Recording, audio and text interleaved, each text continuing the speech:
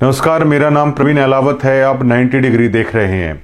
सतलोक आश्रम की कार्यप्रणाली को लेकर जो साधु दास ने बड़े खुलासे किए थे, अब उसमें जो नई रिपोर्ट हम आपके सामने है लाने वाले हैं, वो पूरी तरीके से सनसनी मचा देगी।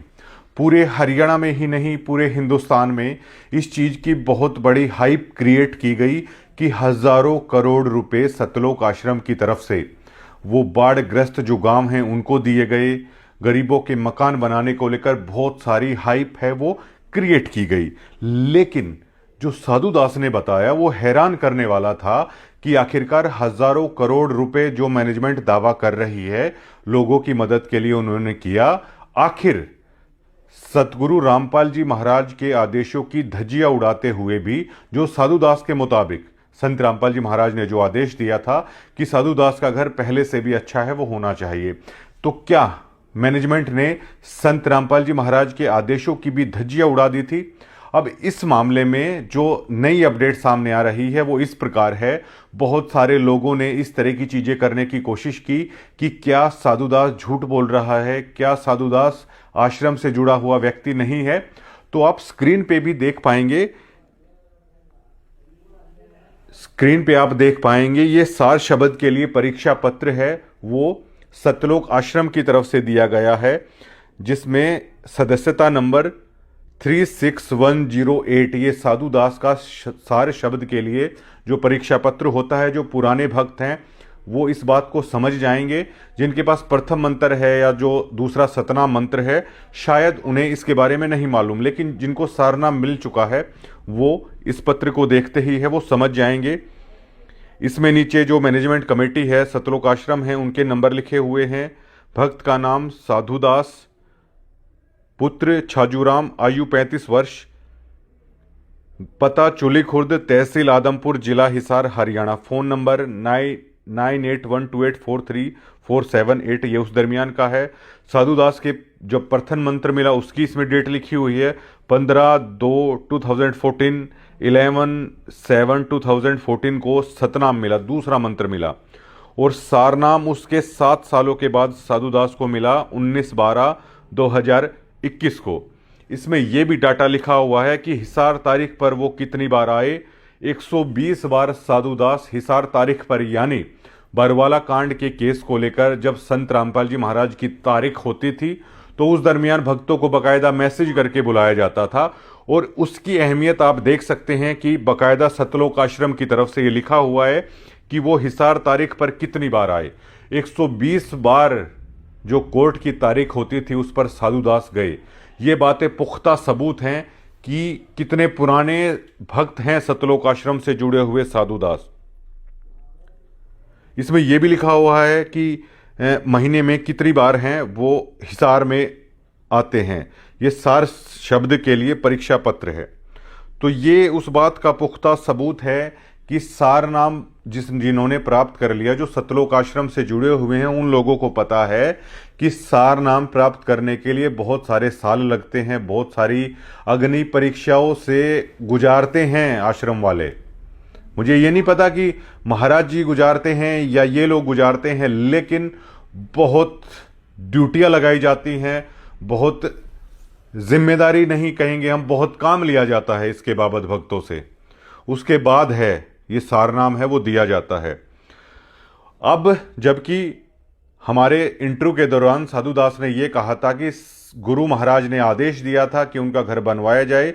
घर पूरी तरीके से आग में तहस नहस हो चुका था, जो उनका आशियाना था वो उजड़ गया था, लेकिन उसके बावजूद भी संत रामपाल जी महाराज के आदेशों की धज्जियां उड़ा दी गई। ऐसा नहीं हुआ। जब साधुदास ने हमें इंटरव्यू दिया उसके बाद सतलोक आश्रम की मैनेजमेंट की नींद टूटती है, उनके कानों पर वो जू रेंगती है और साधु राम से संपर्क करके ये कहा जाता है कि आप हिसार आ जाइए।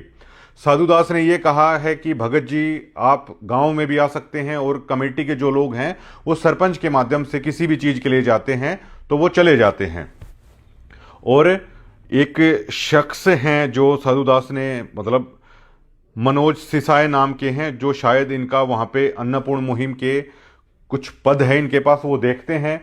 उन्होंने भी साधुदास को फोन करके ये चीज कही है।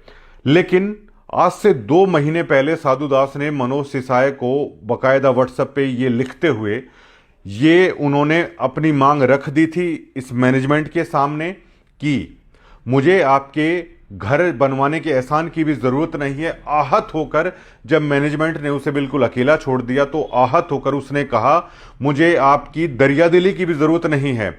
मैंने जितने पैसे हैं आप लोगों पर लुटाए हैं, आप लोगों को दिए हैं, बस भैया वो मेरा पैसा वापस कर दीजिए।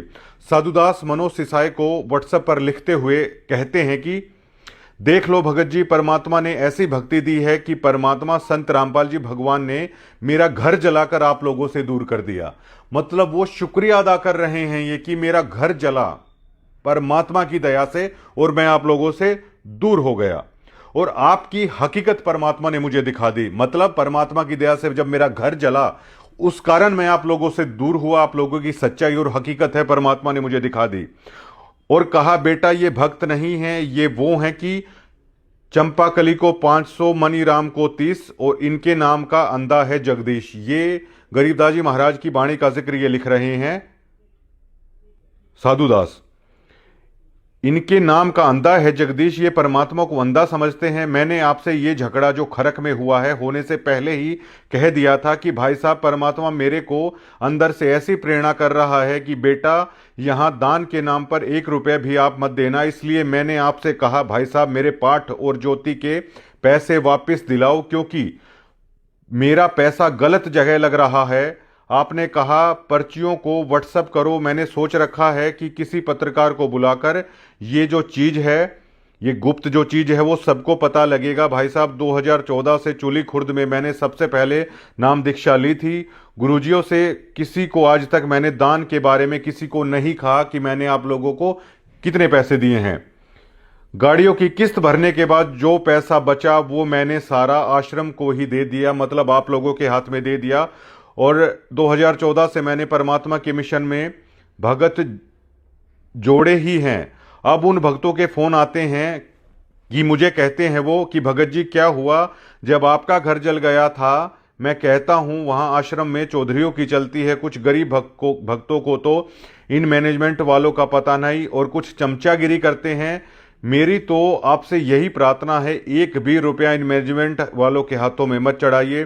पहले मुझे भी पता नहीं था, दान संकल्प कर लो और परमात्मा आएंगे तो इनके हाथों में देंगे। ये मनोज सिसाए को साधुदास ने बकायदा व्हाट्सएप पे नवंबर में ये लिख दिया था और ये कह दी थी कि मुझे ऐसा लगता है कि मैंने अपना पैसा कुपात्रों के हाथ में दे दिया है और कुपात्रों को दिया हुआ दान है वो कभी नहीं फलता। वो लास्ट में लिखते हैं कि मैं ये चाहता हूं कि आप मेरी पाई पाई का जो पैसा है आप मुझे दे दो, मुझे आपकी घर की भी जरूरत नहीं है कि आप लोग आके घर बनवाओगे और मैं इस पैसे को अपना संकल्प करके अपने घर में रख लूंगा।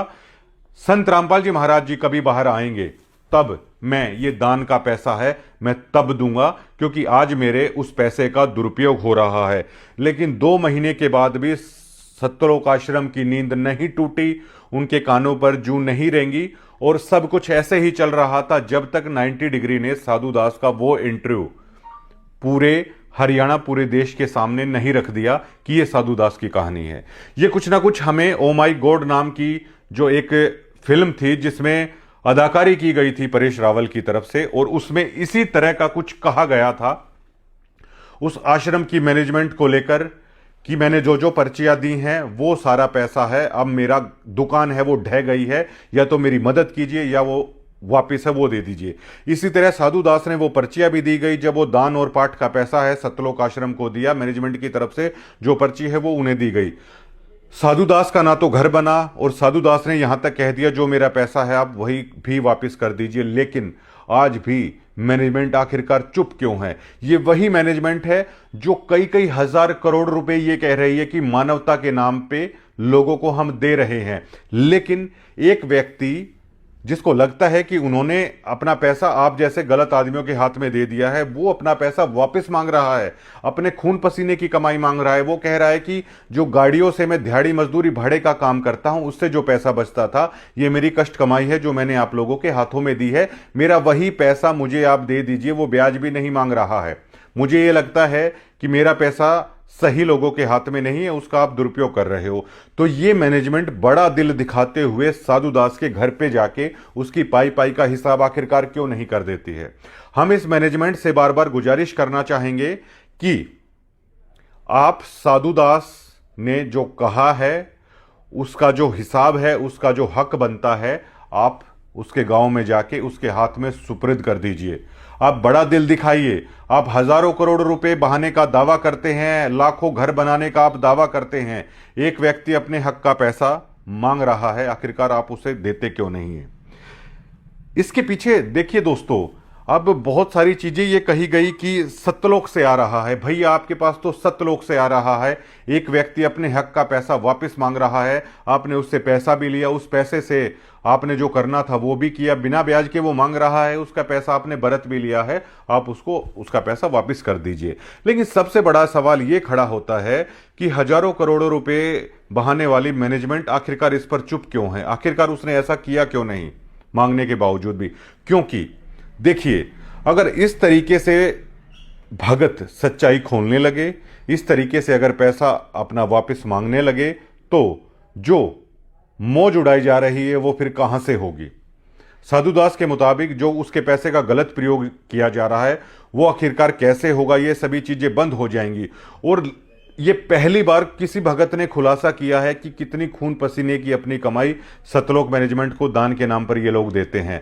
लेकिन इनकी आंखें इस कदर बंद कर दी जाती हैं सतलोक के नाम पे कि ये आपके चंदे के पैसे से नहीं हो रहा है, ये सतलोक से आ रहा है इतना सारा पैसा। लेकिन साधु दास ने 2 लाख दान दे दिया होगा, 3 लाख दे दिया होगा या 4 लाख दे दिया होगा, लास्ट 5 लाख दे दिया होगा, 10 से ऊपर तो नहीं जा सकता। लेकिन इतना पैसा भी मैनेजमेंट से दिया नहीं जा रहा है। इससे आप अंदाजा लगा सकते हैं कि सतलोक के नाम पे जो खामोश कर दिया गया है, सच्चाई से इतर कर दिया है भक्तों को, उन्हीं के दान देने के बावजूद भक्तों पर यह एहसान कर दिया गया है कि ये आपसे पॉसिबल नहीं हो रहा है, ये सतलोक से आ रहा है। ये पूरी जो फिल्म पर्दे पर चली हुई है उसका दी एंड हो जाएगा। अब ये हरियाणा पूछना चाहता है इस सतलोक मैनेजमेंट से, 90 डिग्री सतलोक मैनेजमेंट से पूछना चाहता है, आप इस मुद्दे पर खामोश क्यों हैं, क्यों आप साधु दास को बुला रहे हैं। आप बड़ा दिल दिखाते हुए साधु दास के पास जाइए। वो आपका एहसान नहीं लेना चाहता कि आप उसका घर बना के दे दे, क्योंकि आप पहले ही उसने दावा किया है कि संत महाराज के आदेशों की धज्जियां उड़ा चले हैं। जितना पैसा उसका बनता है उसके पास सबूत है उन पर्चियों का।